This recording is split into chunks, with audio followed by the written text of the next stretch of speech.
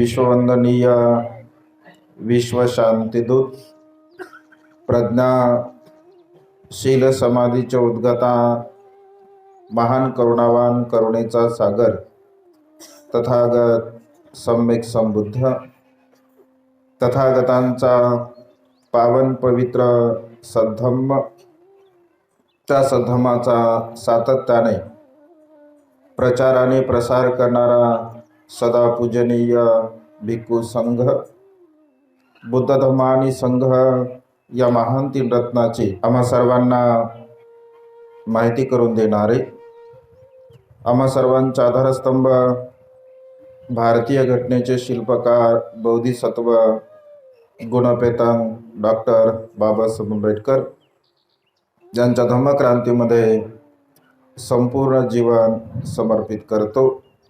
आज या मंगलमय प्रसंगी बुद्धरूप प्रतिष्ठापना व जाहीर धम्मदेशना या कार्यक्रमाच्या निमित्ताने आपणा सर्वांना धम्मोपदेश देण्यासाठी उपस्थित असणारे पूजनीय भिक्खू करुणानंदजी स्थवीर, मुख्य संचालक the great happiness YouTube channel, त्याचप्रमाणे ज्यांनी अत्यंत सुंदर आणि मार्मिक असे धम्मदेशना दिली असे पूजनीय भिक्खू एन धम्मानंदजी स्थवीर, सर्च रिसर्च यूट्यूब चॅनल, सर्व श्रद्धासंपन्न उपासक उपासिका आपणा सर्वांच्या प्रती अनंत अनंत मंगलकामना, मंगलमैत्री भावना या ठिकाणी व्यक्त करतो।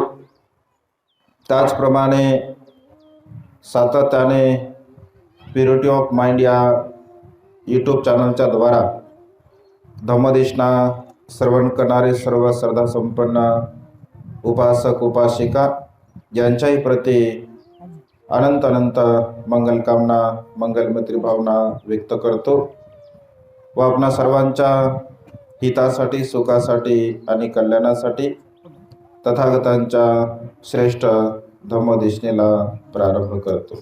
आज या मंगलमय प्रसंगी संपूर्ण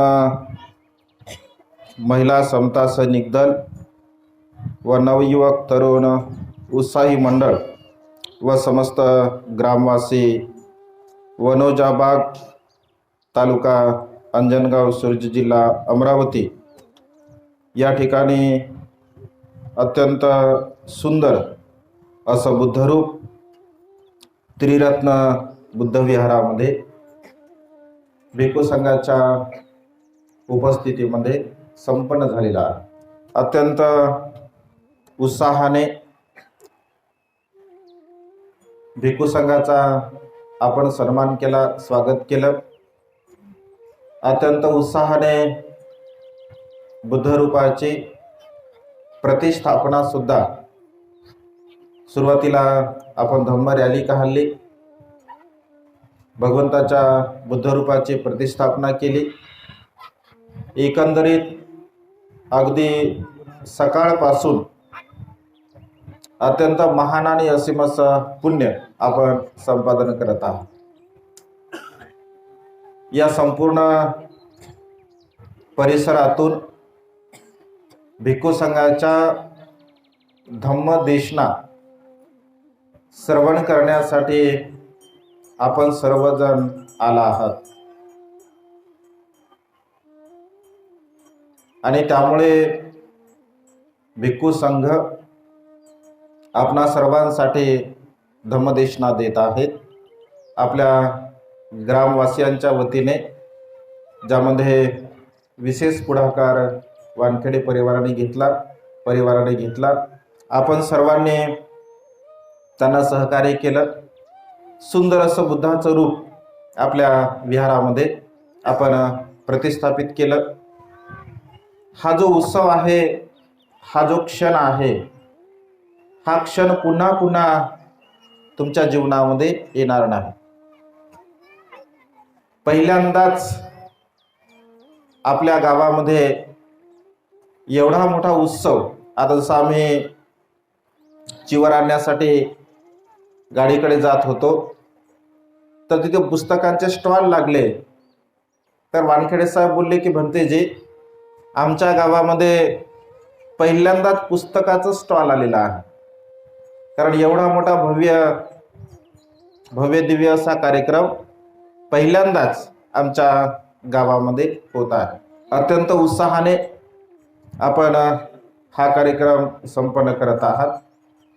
तर धम्मदेशना आपण जेव्हा श्रवण करत असतो, तुम्ही सर्वजण इथे बसला आहात आणि इथे सर्वजण ज्या अर्थी बसला आहात, तर सर्वांचा उद्देश आपल्याला काहीतरी चांगलं ऐकायला मिळावं, भगवंताचा उपदेश आपण श्रवण करावा, या श्रेष्ठ उद्देशाने आपण सर्वजण या ठिकाणी आला आहात.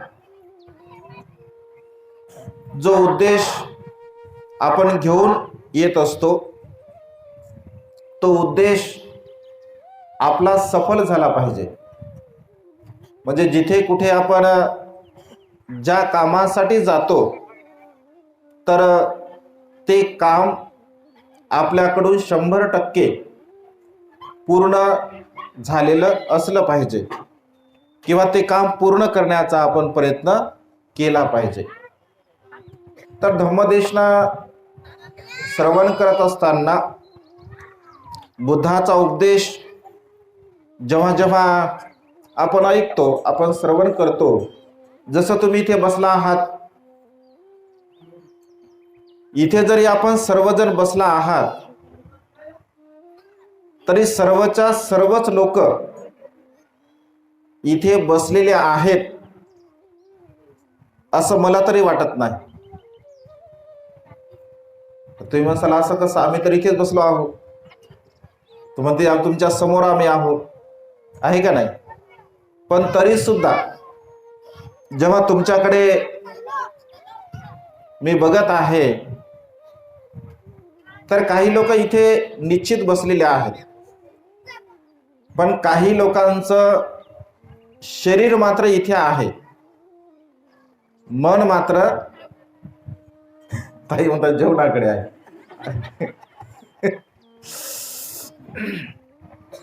आता खरोखरच ज्यांना भूक लागली असेल त्यांना तसं वाटतच असेल, बा एक भंतेजी एवढा वेळ बोलले, आता दुसऱ्या भंतेजीने सुरू केलं, एक भंतेजी आणखी शिल्लक आहेत, म्हणजे नेमकं काय भानगडत आहे, म्हणजे किती वेळ लागू शकतो, आहे की नाही? असं काही लोकांना वाटत असेल, साहजिक आहे. परंतु बांधवांनो, हा जो क्षण आहे, हा जो दिवस आहे, हा दिवस तुमच्या जीवनामध्ये अत्यंत महत्त्वपूर्ण आहे. धम्मदेशना श्रवण करत असताना आपलं चित्त अत्यंत एकाग्र असावं. एकाग्र चित्ताने, एकाग्र मनाने आपण धम्मदेशना श्रवण केली पाहिजे. आपलं चित्त जर चंचल होत असेल, आपलं चित्त जर दुसऱ्या कामाकडे जात असेल, दुसऱ्या कामाकडे झुकत असेल, तिकडं आपल्या चित्ताचा कल असेल, तर ज्या उद्देशाने आपण इथे बसलो तो उद्देश आपला सफल होणार नाही. आणि त्यामुळे 26 वर्षापूर्वी भगवंताने धम्मदेशना श्रवण करणाऱ्या व्यक्तींचे 4 प्रकार सांगितले. इकडे भगवंताने धम्मदेशना, हा आई बरोबर आहे, तुम्ही आताच आल्या, त्याही चांगल्या आहेत, तुम्ही चांगल्या आहात, बसा आता, नंतर खुशाली विचारा. तर धम्मदेशना श्रवण करण्याचे 4 प्रकार भगवंताने सांगितले. आता तुम्ही या 4 प्रकारापैकी कोणते आहात हे अगदी 2 मिनिटांमध्ये तुम्हाला समजेल. पहिल्या प्रकारामध्ये भगवंत असे म्हणतात की धम्मदेशना श्रवण करणारे लोक अत्यंत एकाग्र चित्ताने धम्मदेशना श्रवण करतात. अत्यंत एकाग्र चित्ताने अगदी मन लावून धम्मदेशना ते श्रवण करतात. परंतु जेव्हा धम्मदेशना श्रवण करून ते आपल्या जागेवरून उठतात, जाग्यावरून ते उठतात, उठल्याबरोबर तिथल्या तिथेच ते सगळं काही टाकून देतात. हा एक प्रकार. दुसऱ्या प्रकारची लोक धम्मदेशना श्रवण करतात आणि उठताना सुद्धा सावधतेने उठतात, परंतु सावधतेने उठल्यानंतर अगदी काही वेळामध्ये ते तिथल्या तिथे सोडून देतात. तिसऱ्या प्रकारामध्ये भगवंत असे म्हणतात, सावधानतेने धम्मदेशना ते श्रवण करतात, उठताना सुद्धा ते सावधानतेने उठतात, परंतु घरी जाईपर्यंत सांडत ते जातात. घरी जाईपर्यंत काहीच शिल्लक राहत नाही. चौथ्या प्रकारामध्ये भगवंत असे म्हणतात, काही लोक ऐकताना सुद्धा अत्यंत प्रसन्नतेने ऐकतात, उठताना सुद्धा खूप सावधतेने उठतात, घरी जाताना सुद्धा अत्यंत सावधतेने जातात आणि घरी गेल्यानंतर त्या धम्मदेशनेचं चिंतन मनन करतात आणि आपल्या जीवनामध्ये त्याला उतरवण्याचा प्रयत्न करतात. जसा पहिला प्रकार आहे म्हणजे धम्मदेशना श्रवण केले, जागच्या जागीच पडली, तसं आपण व्यवहारामध्ये असं म्हणत असतो, बाई जरा एखादी वस्तू जर आपल्याला दिली, समजून घ्या, तर वस्तू जरा व्यवस्थित तिला सांभाळून ठेव. ज्यांचा पदर फाटका असतो त्या पदरामध्ये जर वस्तू आपण टाकली तर ती कुठे जाणार आहे? खालीच पडणार आहे. अगदी तशाच प्रकारे धम्मदेशना श्रवण करत असताना आपलं चित्त एकाग्र असावं, प्रसन्न असावं, प्रफुल्लित असावं, आनंदी असावं. धम्मदेशना श्रवण केल्यानंतर घरी जेव्हा आपण जातो, आपल्याला जर कोणी विचारलं, कार्यक्रमाला तुम्ही गेले, भंतेंच्या धम्मदेशना श्रवण केला, काय सांगितलं बरं भंतेजींनी?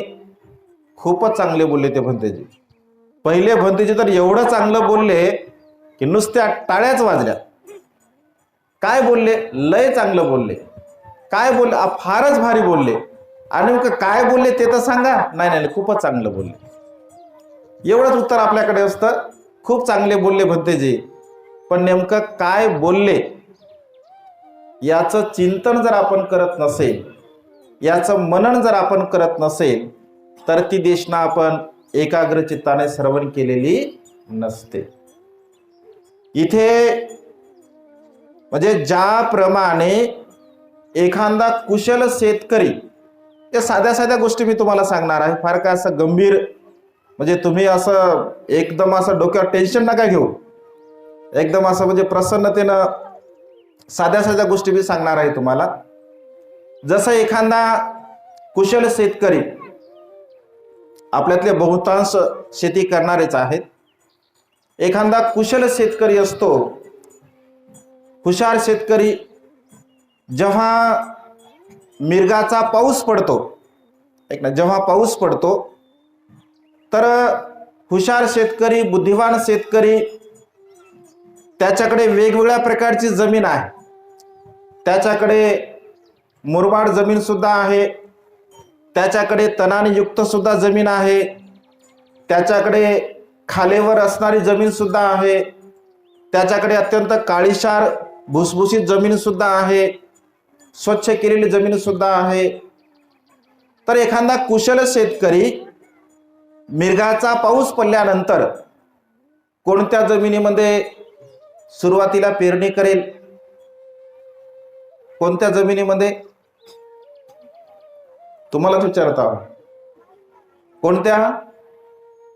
तणाने युक्त असणाऱ्या, खालीवर असणाऱ्या, मुरमाड जमिनीमध्ये, दगडधोंडे असणाऱ्या जमिनीमध्ये, काळ्याशार कसदार जमिनीमध्ये. तो का असं करेल? कारण तो हुशार आहे, तो कुशल शेतकरी आहे. त्याला माहित आहे या जमिनीमध्ये या क्षणी जर मी बे पेरलं तर मला उत्पन्न खूप चांगल्या प्रकारचं येऊ शकते. अगदी तशाच प्रकारे भगवंत असे म्हणतात की मी सुद्धा कुशल शेतकरी आहे. भगवंत असे म्हणतात मी सुद्धा कुशल शेतकरी आहे आणि मी माझ्या शेतीमध्ये चांगल्या प्रकारची पेरणी करतो. त्याची फळं सुद्धा अत्यंत चांगल्या प्रकारची येतात. मग भगवंताची शेती कोणती? तर भगवंताची शेती हे मनुष्याचं मन आहे, मनुष्याचं चित्त आहे. आणि भगवंत शेतीमध्ये पेरणी कशाची करतात? तर सत्याची पेरणी भगवंत करत असतात. शील सदाचाराची पेरणी भगवंत करत असतात आणि निर्वाणगामी फळ भगवंत काढतात. आणि त्यामुळे हा जो क्षण आहे, आताचा हा जो प्रसंग आहे, तुमच्यासाठी तुमच्या चित्ताची, तुमच्या मनाची मानसिकता ही अत्यंत कसदार जमिनीसारखी आपण बनवण्याचा प्रयत्न केला पाहिजे. आणि असं चित्त, असं मन जर आपण निर्माण केलं असेल तर खूप चांगल्या प्रकारे आपण धम्म श्रवण करू शकतो, खूप चांगल्या प्रकारे धम्माला आपण ग्रहण करू शकतो. आणि त्यामुळे हा क्षण तुमच्या जीवनामध्ये अत्यंत महत्त्वपूर्ण आहे. भगवंताचा उपदेश आपल्या हितासाठी आहे, आपल्या सुखासाठी आहे, आपल्या कल्याणासाठी आहे. भगवंताच्या उपदेशाचं अनुसरण करणारा प्रत्येक मनुष्य सत्व सुखपूर्वक जीवन जगू शकतो. व्यवहारामध्ये मनुष्याला सुखपूर्वक जीवन जगण्यासाठी त्या मनुष्याने काय करावं, काय केलं पाहिजे, यासाठी भगवंताने अनेक प्रसंगी उपदेश दिलेले आहे. आणि त्यामुळे आपलं जीवन कशा प्रकारे सुखपूर्वक आपण जगू, माझं जीवन मी कशा प्रकारे सुखपूर्वक जगू, याचं सतत चिंतन मनन आपल्या जीवनामध्ये आपण करण्याचा प्रयत्न केला पाहिजे. तर भगवंताने काय सांगितलं आपल्याला सुखपूर्वक जीवन जगण्यासाठी? भगवंताने काय सांगितलं, कोणता उपदेश दिला? तर विशेष रूपाने भगवंत असे म्हणतात की तुम्हाला जर सुखपूर्वक जीवन जगायचं असेल, कारण भगवंताकडे जे जे लोक येत होते, राजे लोक येत होते, श्रेष्ठी लोक, महाश्रेष्ठी लोक, अत्यंत गरीब लोक, खालच्या जातीमध्ये जन्मास आलेले लोक, भंगी लोक, चोर लोक, डाकू लोक, कोणत्याही स्तरामधील असणारा व्यक्ती जेव्हा भगवंताकडे येत असे तर भगवंत त्याच्या मनाला अनुसरून, त्याच्या चेतनेला अनुसरून, म्हणजे चित्ताच्या अवस्थेला अनुसरून भगवंत उपदेश करत असत.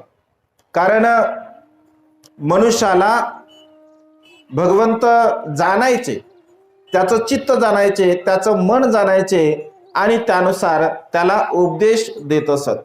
मनुष्याला त्या उपदेशाचा लाभ झाला पाहिजे, हा भगवंताचा उद्देश असायचा. आणि त्यामुळे आपण जेव्हा जेव्हा देशना श्रवण करतो तर विशेष रूपाने आपल्याला धम्मदेष्टेमध्ये ऐकायला मिळतं. शिलाबद्दल आपण अनेक वेळा ऐकतो, दान कर्माबद्दल आपण अनेक वेळा ऐकतो, प्रज्ञेबद्दल, ध्यान साधनेबद्दल आपण अनेक वेळा ऐकतो. आणि धम्म हा केवळ ऐकण्यासाठी नाही आहे, धम्म हा केवळ मनोरंजनासाठी नाही आहे, धम्म हा केवळ पुस्तकामध्ये सुद्धा नाही आहे.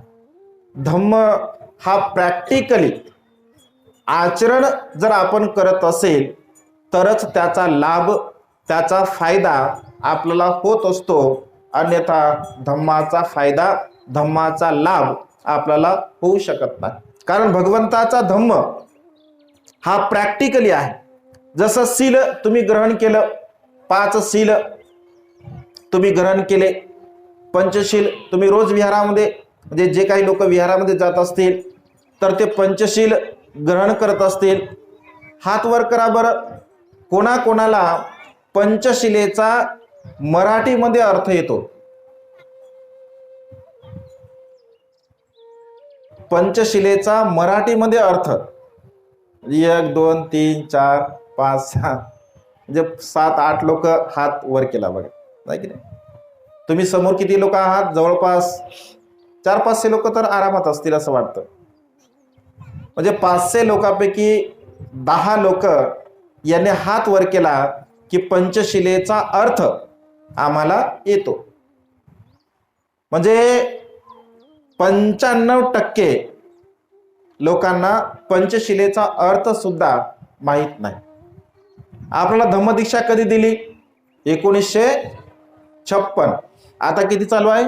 एवढे वर्ष जरी झाले तरी सुद्धा आपल्याला पंचशिलेचा जर मराठीमध्ये अर्थ येत नसेल, गोड गळ्याने आपण पंचशील म्हणत असेल, गोड गळ्याने पंचशील म्हणून आपला काही लाभ होत नाही, आपण काही सुखाला प्राप्त होत नाही.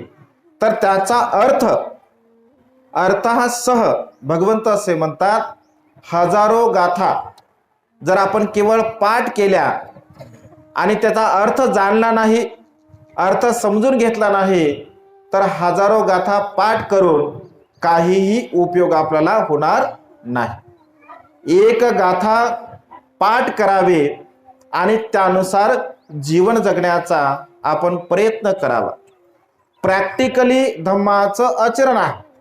प्रॅक्टिकली धम्माचं आचरण जर आपण केलं तर आपल्याला सुख प्राप्त होऊ शकते. आणि त्यामुळे विहारामध्ये जेव्हा जेव्हा आपण जातो, आता सुंदर बुद्धरूप आपल्या विहारामध्ये आपण निर्माण केलं, बुद्धरूप विहारामध्ये निर्माण केलं, प्रतिष्ठापना केली, म्हणजे आपलं कार्य संपलं असं नव्हे. आता तुमची जबाबदारी पुन्हा वाढलेली आहे की बुद्धरूप आपण आणलेला आहे, एवढा खर्च केला आहे, तर रोज आणि रोज आपण वंदना विहारामध्ये घेतली पाहिजे. रोज विहारामध्ये वंदना झाली पाहिजे. बाबासाहेबांनी बुद्ध आणि त्यांचा धम्मग्रंथ आपल्याला लिहून दिला, त्या ग्रंथाचं पठण केवळ वर्षावासामध्येच केलं पाहिजे असं नाही आहे. वानखेडे साहेबांकडे भोजन जेव्हा चालू होतं तेव्हा एक श्रद्धासंपन्न उपासक म्हणजे वर्षावासामध्ये ग्रंथाचं वाचन करतात असं आम्हाला कळालं. तर केवळ वर्षावासामध्ये तर आपण करतोच, केलंही पाहिजे, परंतु नित्य नियमाने आपण विहारामध्ये वंदना केली पाहिजे, वंदना घेतली पाहिजे. ग्रंथाचं पठण प्रवचन सुद्धा आपण ऐकलं पाहिजे, श्रवण केलं पाहिजे. धम्म श्रवण केल्यामुळे आपल्याला काय लाभ होतो? धम्म आपलं रक्षण करतो.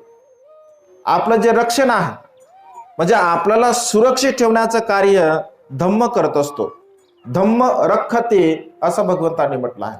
धम्म आपलं स्वतःचं रक्षण करत असतो. आपलं स्वतःचं रक्षण आपण करण्याचा सातत्याने प्रयत्न केला पाहिजे. आणि त्यामुळे धम्म अनुसरण करत असताना आपल्यामध्ये विहारामध्ये येण्यामागचा उद्देश हा आपला आहे की आपल्या मनातील दोष, आपल्या मनातील विकार, राग असेल, द्वेष असेल, लोभ असेल, मोह असेल, मीपणा, अहमपणा, गर्व, ईर्ष्या, या सर्व प्रकारच्या विकाराला आपण काढण्याचा प्रयत्न केला पाहिजे.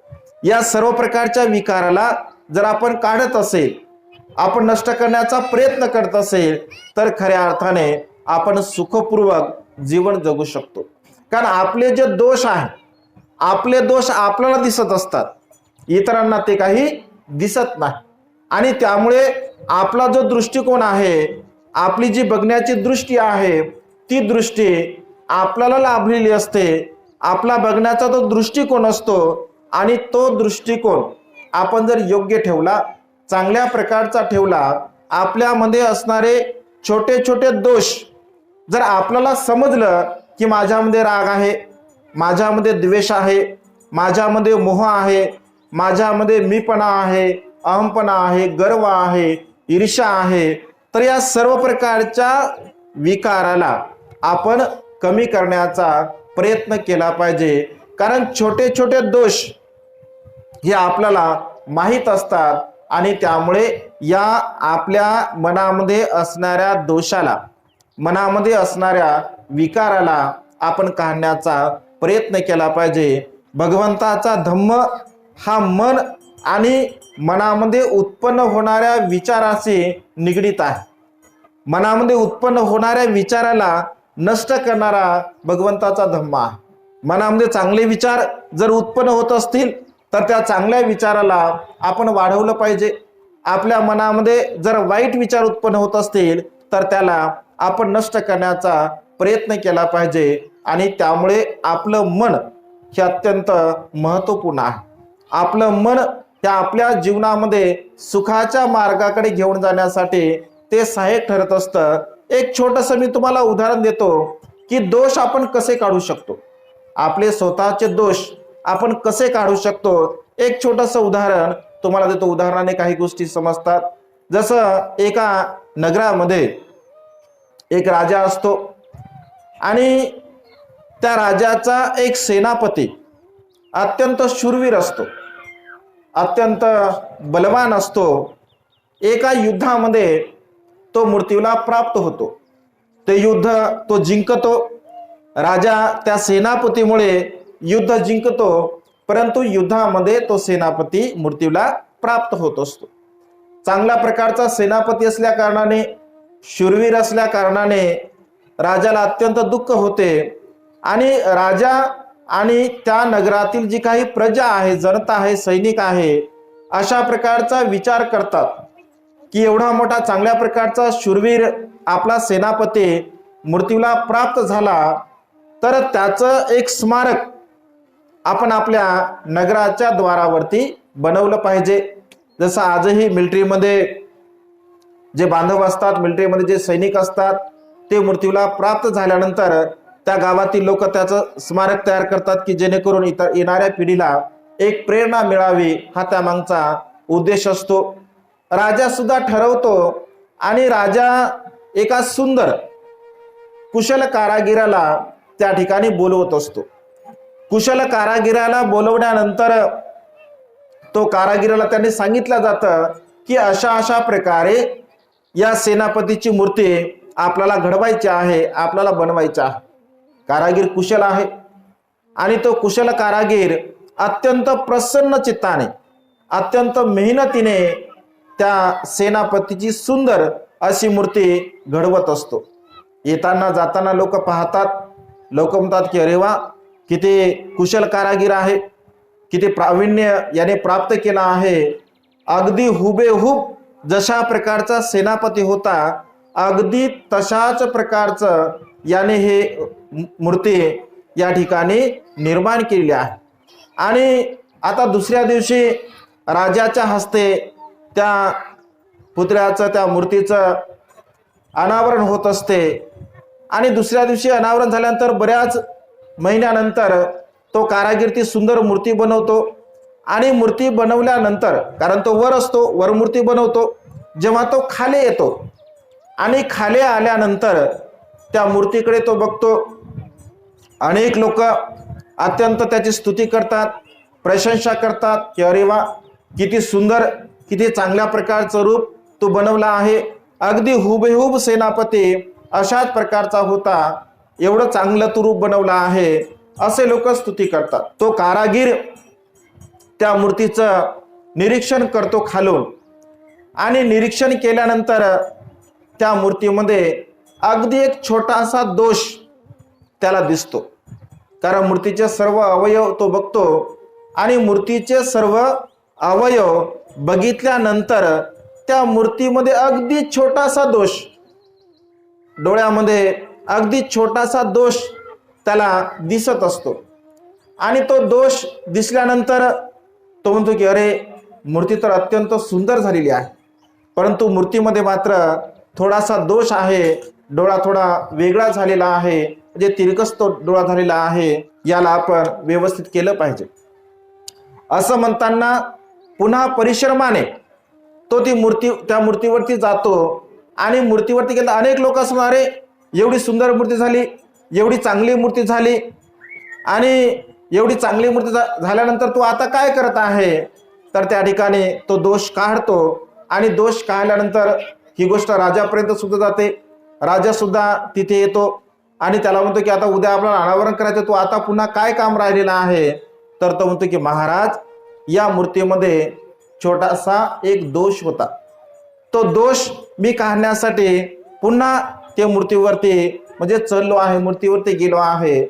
तेव्हा राजा म्हणतो, एवढी चांगली मूर्ती बनवली तू, लोक सुद्धा म्हणतात एवढी सुंदर मूर्ती बनवली तू, आम्हाला तर तो दोष दिसलाच नाही.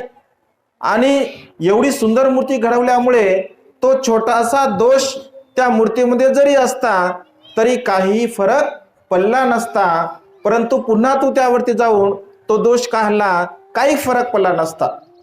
तेव्हा तो मूर्तिकार, तो कारागीर म्हणतो की महाराज, मूर्ती मी घडवलेली आहे, आणि मूर्ती मी घडवल्यामुळे जेव्हा जेव्हा मी दुसरी मूर्ती घडवत असेल तेव्हा तेव्हा मला या मूर्तीची आठवण झाली असती. जर या मूर्तीतला मी दोष काढला नसता, मला आठवलं असतं की अरे त्या मूर्तीमध्ये मला दोष दिसला होता, परंतु तो दोष मी काढला नाही.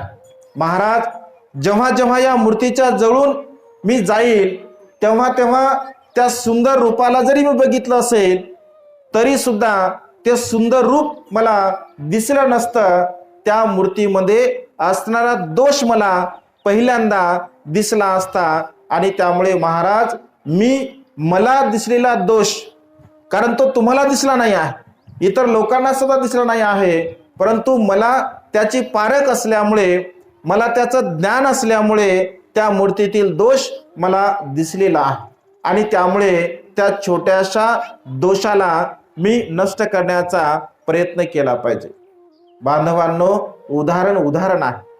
अगदी आपल्या मूर्तिकाराप्रमाणे आपले जे दोष असतात ते आपले दोष केवळ आपल्याला दिसत असतात, इतरांना आपले दोष काही दिसत नाही. आणि त्यामुळे आपण डोळे झाक नाही केली पाहिजे, जाऊ द्या त्याला काय होते, जाऊ द्या ना त्याला काय होते, असं जर म्हणून आपण जीवन जगलं असेल तर त्याचे परिणाम मात्र आपल्याला भोगावे लागत असतात. आणि त्यामुळे माझ्यामध्ये हा दोष आहे, आता मला हा दोष मला दिसलेला आहे, या दोषाला या क्षणी मी नष्ट करण्याचा प्रयत्न केला पाहिजे. असा विचार, असं ज्ञान जर आपण आत्मसात केलं, अशा प्रकारचं आपण जीवन जगण्याचा जर प्रयत्न केला तर नक्कीच आपल्यामध्ये असणारे थोडे थोडे जे दोष आहे, या थोड्या थोड्या दोषाला आपण नष्ट करू शकतो. कारण आपल्यामध्ये असंख्य दोष आहेत, आपल्यामध्ये असंख्य दोष आहेत, कारण ते आपल्याला दिसत नाहीत. व्यवहारामध्ये असं आपण म्हणतो ना, दुसऱ्याच्या डोळ्यातील काय दिसते, दुसऱ्याच्या डोळ्यातील कुसळ दिसते, परंतु आपल्या डोळ्यातील मुसळ दिसत नाही. आता डोळ्यामध्ये काय कुसळ जाते काय माहित नाही, आणि डोळ्यामध्ये मुसळ जाते काय माहित नाही. मन पल्ली, पण कशावरून? त्याचा अर्थ असा होतो की दुसऱ्याचा छोटा जरी दोष असेल तो आपल्याला दिसत असतो, परंतु आपले अनेक दोष जरी असतील तरी सुद्धा आपल्याला ते काही दिसत नाहीत. आणि त्यामुळे भगवंत असे म्हणतात, कोण काय करेल, कोण कशा प्रकारचं जीवन जगेल, याच्याकडे आपण कधीही लक्ष दिलं नाही पाहिजे. मी काय केलं पाहिजे, मी कशा प्रकारचं जीवन जगलं पाहिजे, मी कोणतं आचरण केलं पाहिजे, मी शील कसं पालन केलं पाहिजे, मी दान पुण्य कसं केलं पाहिजे, मी प्रज्ञेचा अभ्यास कसा केला पाहिजे, याचं सतत आपण चिंतन मनन करावं. कारण स्वतःचे दोष जर आपण नष्ट करण्याचा, नाहीस करण्याचा जर प्रयत्न करत असेल तरच खऱ्या अर्थाने मानवी जीवन आपण सुखाच्या मार्गाकडे घेऊन जाऊ शकतो. आणि त्यामुळे महत प्रयासाने हा धम्म आपल्याला दिलेला आहे. भंतेने सांगितलं बघा, 1954 साली बाबासाहेबांनी पहिल्यांदा भारतामध्ये 1200 वर्षानंतर बुद्ध रूपाच्या मूर्तीची प्रतिष्ठापना बाबासाहेबांनी केली. आणि तेव्हा बाबासाहेब हे वाक्य बोलले होते, आज 1200 वर्षानंतर ही मूर्ती आपण इथे बसवत आहोत, परंतु मला विश्वास आहे, मला खात्री आहे की येणाऱ्या काळामध्ये घराघरामध्ये बुद्धाचं रूप बसल्या जाईल, ही माझी खात्री आहे, असं बाबासाहेब म्हणाले होते. आणि आज आपण पाहतो घराघरामध्ये बुद्धाचं रूप, बाबासाहेबांचं रूप विहारामध्ये आपल्याला पाहायला मिळते. हा बाबासाहेबांनी केलेला जो संकल्प आहे किंवा त्यांचं अधिष्ठान आहे, ते अधिष्ठान आज पूर्ण होताना आपल्याला पाहायला मिळत आहे. बांधवांनो, महत प्रयासाने हा धम्मरथ बाबासाहेबांनी आपल्याला दिलेला आहे. महत प्रयासाने बाबासाहेब असं म्हणतात, मी हा धम्मरथ महत प्रयासाने इथपर्यंत आणलेला आहे. जर तुम्हाला या धम्मरथाला जर समोर नेता येत नसेल तर तुम्ही नेऊ नका, परंतु या धम्मरथाला पाठीमागे खेचण्याचं मात्र कार्य तुम्ही करू नका.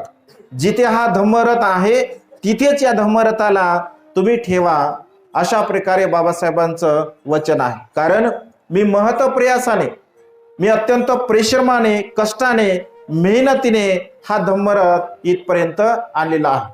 मला जर आयुष्य लाभलं तर माझं उर्वरित आयुष्य मी बुद्ध धम्म संघाचा प्रचार आणि प्रसार करण्यासाठी घालवेल, असं बाबासाहेबांचं वचन होतं.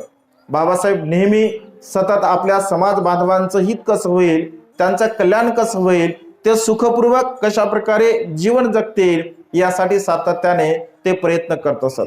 म्हणून हा बाबासाहेबांचे परिश्रम, बाबासाहेबांची मेहनत आपण लक्षामध्ये घेतली पाहिजे. एक छोटंसं मी तुम्हाला उदाहरण बाबासाहेबांच्या जीवनातील सांगतो की बाबासाहेबांनी किती महत्व प्रयासाने हा धम्मरथ इथपर्यंत आणलेला आहे. एक वेळचा प्रसंग आहे, बाबासाहेब आपल्या राजगृहाच्या म्हणजे दालनामध्ये बसलेले असतात. बाबासाहेबांसोबत सकाळचा प्रसंग असतो. बाबासाहेबांसोबत बाबासाहेबांचे सहकारी नानक चंद्रतू बसलेले असतात. यशम जोशी नावाचे सदग्रस्त बाबासाहेबांसोबत चर्चा करत असतात. आणि चर्चा करताना वेगवेगळ्या विषयावरती बाबासाहेब त्या ठिकाणी चर्चा करतात. आणि चर्चा करता करता बाबासाहेब सीमित हास्य करतात, हसत असतात. आणि अचानकपणे चर्चा करता करता बाबासाहेबांच्या डोळ्यातून अश्रू येत असतात.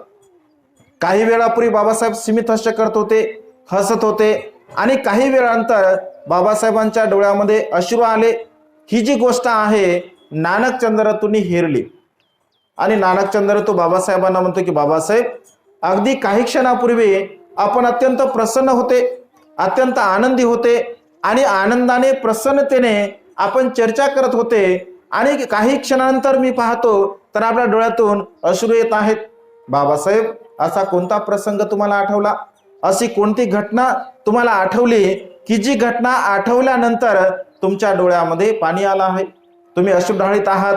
तेव्हा बाबासाहेब नानक चंद्रतूंना समजावून सांगताना म्हणतात की नानक चंद्रतू, हा जो धम्मरथ मी इथपर्यंत आणलेला आहे तो महत प्रयासाने आणलेला आहे. मी अत्यंत परिश्रम केले आहे, कष्ट केले आहे. हा धम्मरथ इथपर्यंत आणण्यासाठी मला कोणत्या कोणत्या जबाबदाऱ्यांना समोर जावं लागलं, कोणत्या कोणत्या संकटांना मला समोर जावं लागलं, याचं मी जेव्हा चिंतन करतो, मनन करतो, तर तेव्हा माझ्या काळजाचे असंख्य तुकडे झाल्याशिवाय मला राहवत नाही. असंख्य तुकडे माझ्या काळजाचे होतात. आणि एक एक प्रसंग बाबासाहेब त्या ठिकाणी सांगत असतात. बाबासाहेब नानक चंद्रला सांगताना की नानक चंद्रतू, मी समाजाचं कार्य करत असताना, माझे जीवन दिनचर्या चालवत असताना अगदी माझं स्वतःकडे सुद्धा लक्ष नाही आहे. मला अनेक प्रकारचे आजार आहेत, अनेक प्रकारच्या आजाराने मी ग्रस्त आहे. अगदी माझे मुलं सुद्धा मृत्यूला प्राप्त झाले आहे. माझा राजरत्न मृत्यूला प्राप्त झाला, माझी इंदुमती मृत्यूला प्राप्त झाली, माझा रमेश मृत्यूला प्राप्त झाला, माझा गंगाधर मृत्यूला प्राप्त झाला. 4 मुलं अगदी पटापटा मृत्यूला प्राप्त झाले, असं बाबासाहेब म्हणतात. बाबासाहेब म्हणतात की जेव्हा माझा गंगाधर मृत्यूला प्राप्त झाला तेव्हा माझ्या प्रिय पत्नी रामूने, मी तेव्हा लंडनमध्ये होतो आणि लंडनमध्ये असताना माझ्या प्रिय पत्नीने मला लेटरद्वारे कळवलं की मी आपणास अत्यंत दुःखद बातमी देत आहे. आपला प्रिय पुत्र गंगाधर मृत्यूला प्राप्त झाला आहे. आणि आपला प्रिय पुत्र गंगाधर मृत्यूला प्राप्त झाला तर तो फार आजारी होता. रमाई पत्रामध्ये लिहितात तो फार आजारी होता आणि आजारी असल्या कारणाने अगदी डॉक्टरची पहिली जी फी आहे, म्हणजे डॉक्टरला अगदी पैसे देण्यापुरते सुद्धा माझ्याकडे पैसे नव्हते. गंगाधरची मी त्या ठिकाणी कुठल्याही प्रकारे योग्य ते ट्रीटमेंट करू शकले नाही आणि गंगाधर औषधाविना अन्नाविना मृत्यूला प्राप्त झालेला आहे. माझा राजरत्न सुद्धा अत्यंत राजबिंडा होता. मला त्याला खूप शिकवायचं होतं, त्याला खूप मोठं बनवायचं होतं, त्याला ज्ञानी बनवायचं होतं, पंडित बनवायचं होतं. माझ्यापेक्षा सुद्धा मी त्याला जास्त शिकवणार होतो, परंतु माझा राजरत्न अगदी माझ्या मांडीवरती मृत्यूला प्राप्त झाला असं बाबासाहेब सांगतात. माझी प्रिय पत्नी रामू अगदी वयाच्या 37व्या वर्षी मृत्यूला प्राप्त झाली. अत्यंत तारुण्यामध्ये माझी पत्नी मृत्यूला प्राप्त झाली. तिला सुद्धा आम्ही कोणत्याही प्रकारचं सुख देऊ शकलो नाही. तिला कुठल्याही प्रकारच्या तिच्या इच्छा आकांक्षा मी पूर्ण करू शकलो नाही. अशा प्रकारचे एक एक उदाहरण बाबासाहेब त्या ठिकाणी म्हणजे नानकचंद रतूंना सांगतात आणि त्यांना म्हणतात की नानकचंद रतू, हा जो धम्माचा रथ आहे, हा जो गाडा आहे, हा गाडा मी अत्यंत महत् प्रयासाने इथपर्यंत आणलेला आहे. बांधवांनो, ही फार मोठी जबाबदारी आपल्यावरती आहे, कारण बाबासाहेबांनी अत्यंत परिश्रमाने अत्यंत मेहनतीने हा तथागतांचा धम्म आपल्याला दिलेला आहे. या धम्माचं अनुसरण करणे, या धम्माचं आचरण करणे, त्यानुसार जीवन जगणे हे आपलं नैतिक कर्तव्य आहे. कारण बाबासाहेब असं म्हणतात, या जगामध्ये सर्वात श्रेष्ठ आणि महान कार्य जर कोणतं असेल तर ते म्हणजे बौद्ध धम्माचा प्रचार आणि प्रसार करणे हे महान असं कार्य आहे. आणि त्यामुळे आपल्या परीने आपल्याला जे काही कार्य करता येतं, मी समाजासाठी काय देऊ शकतो, मी बाबासाहेबांच्या धम्म चळवळीसाठी काय देऊ शकतो, मी प्रबुद्ध भारत निर्माण करण्यासाठी काय करू शकतो, अशा प्रकारचं चिंतन मनन आपण सतत केलं पाहिजे. आपलं ज्ञान लोकांना देता येत असेल तर आपण ज्ञान दिलं पाहिजे. लोकांना आपल्याला एकत्र करण्याची कला अवगत असेल तर लोकांना आपण एकत्र केलं पाहिजे. लोकांना आपण दान देऊ शकतो, आपल्याकडे चांगली कुवत आहे तर आपण दान दिलं पाहिजे. परंतु समाज कार्य करत असताना अत्यंत संघटितपणे अत्यंत एकोप्याने आपण समाजकार्य केलं पाहिजे. समाजामध्ये कोणत्या प्रकारची दुही निर्माण होईल, समाजामध्ये कोणत्या प्रकारची तेढ निर्माण होईल, अशा प्रकारचं कार्य आपण कधीही आपल्या जीवनामध्ये केलं नाही पाहिजे. आणि आपण सातत्याने आपल्या बांधवांसोबत अत्यंत प्रेमाने, मैत्रीने, एकोप्याने जीवन जगण्याचा प्रयत्न केला पाहिजे. आता आम्ही रॅली काढत होतो. रॅली काढताना अनेक अन्य धर्माचे बांधव सुद्धा अत्यंत प्रसन्नतेनं आनंदाने भिक्खू संघाचं ते स्वागत करत होते, सन्मान करत होते. म्हणजे अशा प्रकारची भावना, ही चेतना आपण आपल्या मनामध्ये निर्माण केली पाहिजे. बाबासाहेबांचे महत् कार्य केवळ बौद्ध लोकांसाठी, केवळ दलित लोकांसाठी बाबासाहेबांचं कार्य नाही, तर संपूर्ण भारतवर्षामध्ये जीवन जगणाऱ्या प्रत्येक मनुष्यावरती बाबासाहेबांचे अनंत आणि असीम असे उपकार आहे. कारण बाबासाहेबांनी या भारत देशाला संविधान दिलेलं आहे. बाबासाहेबांनी या भारत देशाला समता, स्वातंत्र्य, बंधुत्व आणि न्याय या मूल्यांवरती आधारित बौद्ध धम्म दिला आहे. हे महान आणि असीम असं कार्य बाबासाहेबांनी या भारतवासियांसाठी केलं आहे. आणि त्यामुळे बाबासाहेबांचे अनंत आणि असीम असे उपकार आहे. मी स्वतः, माझं स्वतःचं असं वैयक्तिक मत आहे की बाबासाहेबांच्या धम्म चळवळीसाठी आपलं संपूर्ण जीवन जरी आपण समर्पित केलं असेल तरी सुद्धा एक तीळ मात्र अंश सुद्धा बाबासाहेबांच्या उपकाराची आपण परतफेड करू शकत नाही. एवढे महान आणि असीम उपकार बाबासाहेबांचे आपल्यावरती आहेत. कारण पशुतुल्य आपलं हे जीवन होतं. प्राण्याला सन्मान होता, प्राण्याला पाणी पिण्याचा अधिकार होता, प्राण्याला स्वच्छंदपणे विहार करण्याचा अधिकार होता.